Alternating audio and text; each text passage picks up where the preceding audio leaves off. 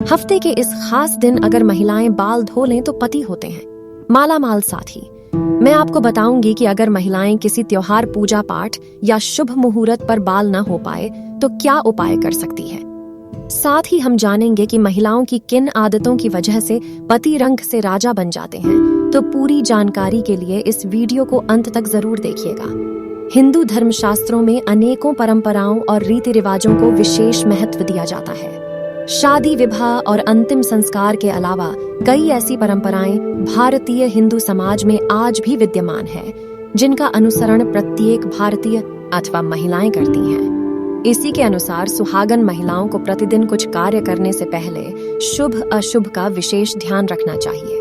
आप तो जानते ही होंगे, सुहागन महिलाओं द्वारा विशेष दिन के अलावा धर्मशास्त्रों में उनके बाल धोने को निषेध माना गया है। सप्ताह के कुछ विशेष दिन अगर सुहागन महिलाएं अपने बाल धोएं तो उनके पति पर बाधाएं आ सकती हैं। यहाँ तक कि आपकी संतान और परिवार को भी कष्ट हो सकते हैं। तो आइए आप भी जानें कि किस दिन सुहागन महिलाओं को बाल नहीं धोने चाहिए और किस दिन बाद जरूर होने चाहिए। लेकिन उससे पहले आपसे रिक्वेस्ट, दोस्तों के वीडियो को लाइक करें, अपने दोस्तों के साथ शेयर करें और अगर आपने अभी तक चैनल को सब्सक्राइब नहीं किया तो सब्सक्राइब करके जरूर कर लें। पहली बार बुध के दिन विशेषकर कुंवारी लड़कियों को बाल नहीं धोने चाहिए। अगर कोई कुंवारी लड़की यहाँ की बुधवार के दिन अपने बालों को होती है तो उसके भाई पर कोई भी बड़ी आफत आ सकती है, जिसका आप अंदाजा भी नहीं लगा सकते। इसीलिए जितना संभव हो सके बुधवार के दिन कुंवारी लड़कियों को बाल धोने से बचना चाहिए। दूसरी बात, अगर कोई सुहागन महिला बृहस्पतिवार के दिन अपने आलू को होती है तो उसके पति की आयु घटती चली जाती है। महिलाओं को भूलकर भी बृहस्पतिवार के दिन बाल नहीं धोने चाहिए और ना ही बृहस्पतिवार के दिन नाखून और बाल आदि काटने चाहिए। ऐसे में आपको बृहस्पतिवार के दिन घर में पोछा भी नहीं लगाना चाहिए और ना ही बृहस्पतिवार के दिन कपड़े आदि होने चाहिए। अगर आप ऐसा करती हैं तो आपके परिवार पर बहुत बड़ी विपदा सकती है। तीसरी बात, अगर कोई शादीशुदा मर्द हिला सोमवार के दिन बाद होती है तो उसकी बेटी और बेटे पर कोई बड़ा संकट आने की संभावना बनी रहती है। परिवार को किसी बड़े आर्थिक संकट का सामना करना पड़ सकता है। ऐसे में शादीशुदा महिलाओं को सोमवार के दिन भी बाल कभी भी नहीं धोने होने चाहिए। चौथी बात, तो चलिए आप जानते हैं कि किस दिन बाल धोने होने चाहिए। तो वह दिन है शुक्रवार को बाल धोने चाहिए। पांचवी बात, यह सदैव याद रखें कि अगर आप किसी बार का व्रत रखते हैं तो उसने भूल से भी बांधना धोनी। जैसे अगर आपने सोमवार का व्रत रखा है तो उसके एक दिन पहले बाल धोकर अब शुद्ध हो जाए। जिस दिन व्रत रखें उस दिन बाल कदापि न धोएं और अगर किसी कारणवश आपको दिन बाल धोने पर जाए तो आप यह उपाय कर हिला सकते हैं। आप अपने बालों में कच्चा दूध लगाकर के बाल को धो सकते हैं।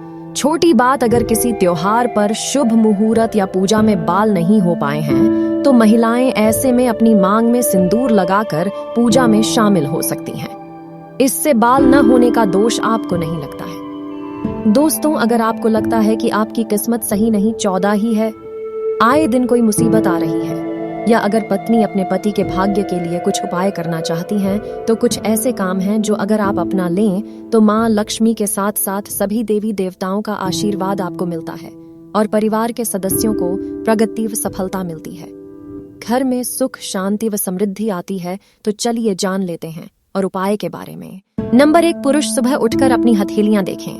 रोज सुबह जब आप उठे तो सबसे पहले दोनों हाथों की हथेलियों को कुछ निशान देखकर चेहरे पर 3 बार, फिर धर्म ग्रंथों के अनुसार हथेली के ऊपरी भाग में माँ लक्ष्मी, बीच में माँ सरस्वती व मूल भाग में यानी के मणिबंध भाग में भगवान विष्णु का स्थान होता है।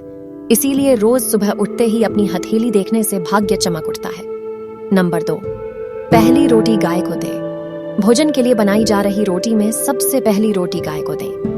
धर्म ग्रंथों के अनुसार गाय में सभी देवताओं का निवास माना गया है। अगर प्रतिदिन गाय को रोटी दी जाए तो सभी देवता प्रसन्न होते हैं और आपकी हर मनोकामना पूरी कर सकते हैं। दोस्तों, नंबर 4, देवताओं को फूलों से सजाएं। घर में स्थापित देवी देवताओं को रोज फूलों से सजाना चाहिए। इस बात का ध्यान रखें कि पूर्व से ही हो। सच्चे मन से देवी देवताओं को फूल आदि अर्पित करने से वह प्रसन्न होते हैं और व्यक्ति के जीवन की हर परेशानी दूर कर सकते हैं। स्नान करने के बाद तोड़ी गई फूल ही भगवान को चढ़ाने चाहिए, ऐसा नियम है। नंबर 5, सुबह करें झाड़ू पोछा। घर को हमेशा साफ और स्वच्छ रखना चाहिए।